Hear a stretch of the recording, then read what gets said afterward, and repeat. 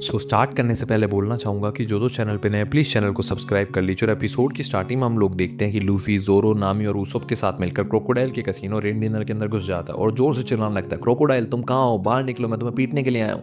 लेकिन अंदर सारे नॉर्मल लोग होते हैं जो कि जुआ खेल रहे होते हैं। तभी नामी और उsopp उसको जोर से मुक्का मारते हैं और बोलते हैं, बेवकूफ़ तुझे क्या लगता है तेरे बुलाने से वो बाहर आ जाएगा। और यहाँ के लोग क्रोकोडाइल को हीरो मानते हैं, अगर तू क्रोकोडाइल को पीटने की बात करेगा तो ये लोग तुझे ही पीट डालेंगे। तो लूफी बोलता है, फिर हम लोगों को क्या करना चाहिए। तो नामी बोलती है, हम लोगों को पहले वीवी को ढूंढना चाहिए, वही हम लोगों को बता पाएगी कि क्रोकोडाइल है कौन।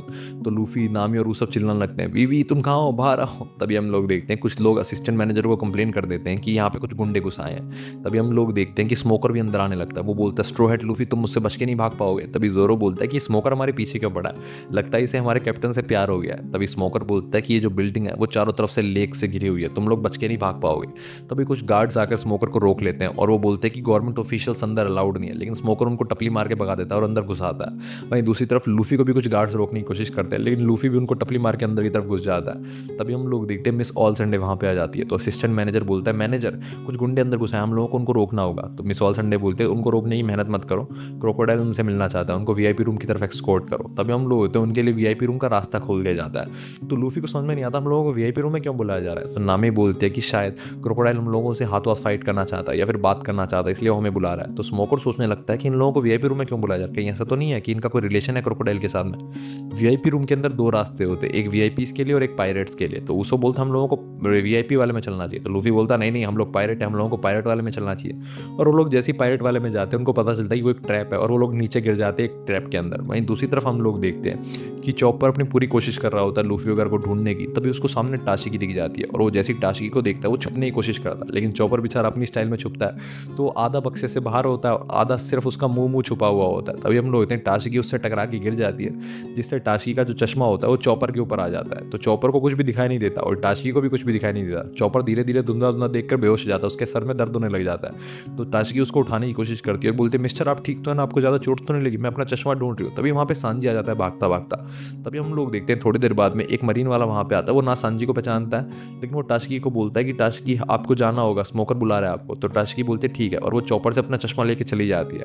तभी सांजी चॉपर को उठा के बोलता है, मुझे ऐसा क्यों लग रहा है कि वो बहुत बड़ी बेवकूफ़ थी, वो ना मुझे पहचान पाई ना तुम्हें। वहीं दूसरी तरफ हम लोग देखते हैं कि लूफी का पूरा जो ग्रुप होता है वो स्मोकर के साथ एक पिंजरे में बंद हो चुका होता है। तो लूफी बोलता है, काफ़ी ज़्यादा क्लेवर ट्रैप था, मुझे फंसाना इतना आसान भी नहीं था, लेकिन इसने मुझे फंसा लिया। तो नामी बोलते हैं, बेवकूफ़ कही कि तुम्हें इतना आसानी से फंसाया उसने, तो वो जो चाहता था तुमने वही किया। तभी लूफी उस पिंजरे को पकड़ के खड़ा होता है। वो बोलता है, पता नहीं क्यों, लेकिन मुझे अचानक से ऐसा लग रहा है मेरी ताकत कम हो रही है। तभी स्मोकर उसको जोर से अटैक कर देता अपनी छड़ी से। तो और उसके बाद हम लोग होते हैं उसकी छड़ी जो होती है वो लूफी के पेट पे रख के खड़ा हो जाता है। तो उसको बोलता है कि तुम मेरे कैप्टन पे अटैक मत करो, मेरे से फाइट करो। तो लूफी बोलता है, पता नहीं क्यों, लेकिन मुझे ऐसा लग रहा है जैसे मैं समुद्र के अंदर गिर चुका हूँ, मेरी पूरी जो स्ट्रेंथ है वो ड्रेन हो रही है। तो स्मोकर बोलता है, ये जो मेरी छड़ी है इसके टिप पे सी प्रिज्म स्टोन लगा हुआ है, ये एक स्ट्रेंज टाइप का स्टोन है जो कि सिर्फ एक सर्टेन समुद्र के अंदर ही मिलता है। और ये जो स्टोन है ये समुद्र की एनर्जी निकालता है, जिसकी वजह से तुम्हें ऐसा लगेगा कि तुम समुद्र के अंदर गिरे हो। ये जिससे भी टच होता है वो अपने डेविल फ्रूट की पावर्स को यूज़ नहीं कर सकता, इसलिए नेवी के जो हेडक्वार्टर के प्रिजन सेल्स होते हैं वो इसी से बने हुए होते हैं। तो नामी बोलती है कि मतलब ये वाला जो प्रिजन है ये भी सी प्रिज्म स्टोन से बना हुआ है। तो स्मोकर बोलता और नहीं तो क्या, वरना अब तक मैं कब का बाहर निकल चुका होता और मैं बाहर निकलने से पहले तुम सब लोगों को खत्म कर देता। तो जोरो अपनी तलवार निकालने लगता और बोलता, अच्छा तुम फाइट करना चाहते हो। तो उसको बोलता, अरे बेवकूफ़ो फाइट क्यों कर रहे हो, हम लोग किस सिचुएशन फंसे, हम लोग मरने वाले हैं और तुम लोग फाइट करने के बारे में सोच रहे हो। तभी वहाँ पे क्रोकोडाइल आ जाता है और बोलता है कि तुम लोग वैसे ही मरने वाले हो, तो एक दूसरे से फाइट करने की बजाय दोस्त क्यों नहीं बन जाते। तो हम लोग होते हैं क्रोकोडाइल को देखते ही उसोप और नामी डर जाते हैं और जोरो बोलता है कि अच्छा तो तुम हो वॉर लॉर्ड क्रोकोडाइल। तभी स्मोकर बोलता है कि तुम बिल्कुल वैसे ही भद्दे दिखते हो जितना मैंने सोचा था। तो क्रोकोडाइल बोलता है, मैंने भी तुम्हारे बारे में काफ़ी कुछ सुना है स्मोकर, तुम एक जंगली कुत्ते हो जो गवर्नमेंट ऑफिशियल्स की बात नहीं मानते है ना। मुझे लगता है कि तुम्हें कभी मेरे ऊपर विश्वास था ही नहीं कि मैं तुम्हारे साथ हूँ या नहीं, लेकिन चलो तुमने सही सोचा। वैसे स्मोकर मैं सोच रहा हूँ तुम एक एक्सीडेंटल डेथ दे दो और फिर नेवी वालों को इन्फॉर्म कर दो कि तुम मर गए लड़ते लड़ते लूफी से। वैसे भी लूफी काफ़ी ज़्यादा स्ट्रॉन्ग है ना उनकी नज़र में, तो एक काम करते हैं। वैसे तुम मुझे पहले ये बताओ कि तुम यहाँ पे आए क्यों, इस कंट्री में तुम्हें गवर्नमेंट ने तो नहीं भेजा होगा, तुम अपने आप आए हो, क्योंकि गवर्नमेंट जो मेरे ऊपर काफ़ी ज़्यादा विश्वास करती है तो वो इस कंट्री के अंदर किसी दूसरे नेवी ऑफिशियल को क्यों भेजेगी, उनको लगता है कि मैं यहाँ पे सब कुछ अंडर कंट्रोल रखता हूँ। तभी हम लोग लूफी बोलता है, अच्छा तो तुम हो क्रोकोडाइल, मुझसे फाइट करो। और वो जैसे ही उस प्रिजन को हाथ लगाता है वैसे उसकी ताकत फिर से कम हो जाती है और वो नीचे गिर जाता है। तो उसको बोलता है, लूफी तुम हमारी बातों पर बिल्कुल भी ध्यान नहीं देते क्या, इस प्रिजन को हाथ मत लगाओ। तभी क्रोकोडाइल बोलता है, अच्छा तो तुम हो स्ट्रो हेड लूफी, तुमने भी यहाँ पे आने में काफ़ी ज़्यादा डेयर डेविल दिखाया है, वैसे तुम काफ़ी ज़्यादा इंप्रेसिव हो, लेकिन तुम्हें मैं मारने ही वाला हूँ थोड़ी देर में, बस थोड़ी देर का इंतजार करो, हमारे गेस्ट ऑफ ऑनर आने वाले हैं। मैंने अपनी पार्टनर को भेजा है गेस्ट ऑफ ऑनर को लेने के लिए, और हम लोग होते हैं गेस्ट ऑफ ऑनर और कोई नहीं बल्कि वीवी होती है। वीवी को पकड़ने के लिए कुछ बार्क वर्क्स के मेंबर आए हुए होते हैं, और वीवी बहुत देर तक उनसे फाइट करती रहती है, लेकिन आखिरकार वो पकड़ी जाती है। तभी हम लोग देखते हैं ऊपर से गोलियां चलने लगती हैं। सारे बार्क वर्क्स के मेंबर होते हैं, वो जो बचने की कोशिश करते हैं, वो बोलते हैं ये ऊपर से गोलियां कहाँ से आ रही हैं, और ऊपर से गोली एक फाल्कन चला रहा होता है जो जिसके पास मशीन गन होती है, और वो फाल्कन और कोई नहीं बल्कि पेल होता है। पेल वीवी को देखकर काफी ज्यादा खुश हो जाता है और उसको ऊपर एक बिल्डिंग पर ले आता है, और वो बोलता है मिस वीवी आप ठीक तो है ना? तो वीवी बोलती है हाँ मैं बिल्कुल ठीक हूँ पेल, लेकिन तुम कैसे हो और फादर कैसे हैं? तो पेल बोलता है कि ये सब कुछ मैं आपको बाद में बताऊंगा, आपके फादर ठीक है, लेकिन मुझे पता चल चुका है आपके और इगराम की वजह से कि हम लोगों का फाइट किससे करनी है, और मुझे इगराम के लिए काफी ज्यादा बुरा भी लग रहा है, लेकिन आप थोड़ी देर यहीं पर रुकिए, मैं इनको ठिकाना लगा के आता हूँ। तभी हम लोग होते हैं बार्क वर्क्स के मेंबर डर जाते हैं, वो बोलते हैं ये तो सबसे ज्यादा स्ट्रॉन्गेस्ट वॉरियर है एल्बस्टा का।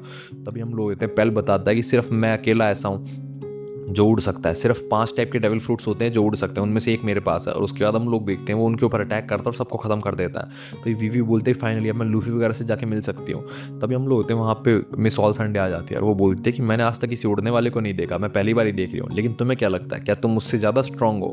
तभी हम लोग देखते हैं पेल वीवी से बोलता है कि मिस वीवी क्या यही वो लोग हैं जो हम पे अटैक करना चाहते हैं, या फिर जो हमारी किंगडम को बंदी बनाना चाहते हैं? तो वीवी बोलती है हाँ यही वो लोग हैं। तभी मिस ऑल संडे बोलती है कि अगर तुम्हें बुरा ना लगे तो मैं प्रिंसेस वीवी को हमारे मेंशन में ले जाना चाहती हूँ, हमारे बॉस ने ऑर्डर दिया है। तो पेल बोलता है कि इस चीज़ का तो सवाल ही पैदा नहीं होता, पहले तुम्हें मुझसे फाइट करनी होती। तभी हम लोग देखते हैं वीवी मिस ऑल संडे पर अटैक कर देती है और बोलते हैं तुम्हारी हिम्मत कैसे हुई इगराम पे अटैक करने की, इगराम को खत्म करने की? तभी हम लोग होते हैं पेल बोलता है कि अच्छा तो यही वो है जिसने इगराम को मारा था। तभी हम लोग होते हैं मिस ऑल संडे वीवी के अटैक को रोक लेती है और बोलती है तुमने भी तो हमारे एम्प्लॉइज को मारा है, मैंने तो तुम्हारे एक एम्प्लॉय को ही तो मारा था। तभी हम लोग होते हैं वो वीवी के आर पार अपना हाथ निकाल देती है, और ये देखकर पेल को काफी ज्यादा गुस्सा आ जाता है, उसकी गुस्से की सीमा नहीं रहती, और वो बोलते कि हम तुम्हें एल्बस्टा के अंदर मिला देंगे, मिट्टी में मिला दूंगा मैं तुम्हें। और हम लोग देखते हैं वो उसके ऊपर अटैक करने के लिए जैसे ही जाता है, वैसे ही मिस ऑल संडे के जो हाथ होते हैं वो पेल के चारों तरफ निकलने लग जाते हैं और उसके पंखों को पकड़ लेते हैं, जिसकी वजह से वो नीचे गिर जाता है। उसके बाद मिस ऑल संडे बोलते तुम्हें क्या लगता है मैंने इस लड़की को मार दिया? तो पेल बोलता है क्या तुम्हारे पास डेविल फ्रूट की पावर्स हैं? ये कैसी पावर्स हैं? तो मिस ऑल संडे बताती है कि मैंने फ्लोर फ्रूट खाया, मेरी जो बॉडी के पार्ट्स हैं वो कहीं भी उग सकते हैं, मैंने उस लड़की के आर पार हाथ नहीं निकाला था बल्कि उसकी पीठ पे अपने हाथ को उगाया था, वो मरी नहीं है, तुम चिंता मत करो। तो ये पेल बोलता है कि कोई फर्क नहीं पड़ता, मैं इगराम का बदला तुमसे लेने वाला हूँ। तो मिस ऑल संडे बोलती मैं भी तुम्हारे साथ खेलना चाहती लेकिन मेरे पास इतना टाइम नहीं है ना। और उसके बाद हम लोग देखते हैं वो अपने हाथ निकालती है पेल की बॉडी के ऊपर चारों तरफ से, और उसकी बॉडी को बीच में से तोड़ देती है, यानी कि उसको डबल कर देती है। उसके बाद हम लोग देखते हैं मिस ऑल संडे हंसते हुए बोलते हैं कि क्या यही था तुम्हारी किंगडम का सबसे ज़्यादा ग्रेटेस्ट वॉरियर? तो वीवी काफ़ी ज़्यादा डर चुकी होती है। तभी हम लोग देखते हैं मिस ऑल संडे बोलती है जल्दी चलो, तुम्हारे दोस्त और मेरे जो बॉस हैं वो तुम्हारा वेट कर रहे होंगे। वहीं दूसरी तरफ हम लोगों को रेन डिनर का सीन दिखाया जाता है, जहाँ पे लूफी जो होता है वो सांजी की एक्टिंग करके दिखा रहा होता है उसको, और उसको बोलता है ओए तुमने सारा मीट खाया गया। तभी हम लोग वो लोग हंस रहे होते तो पीछे से नामी आके उन दोनों को मुक्का मार देती है और बोलते हैं बेवकूफ़ हो, हम लोग प्रिजन के अंदर बंद है और तुम लोगों को ये सूझ रहा है। तो लूफी बोलता है वैसे भी हम लोग बाहर का निकल पाएंगे, तो इससे बढ़िया हम लोग कुछ कर ही लेते हैं।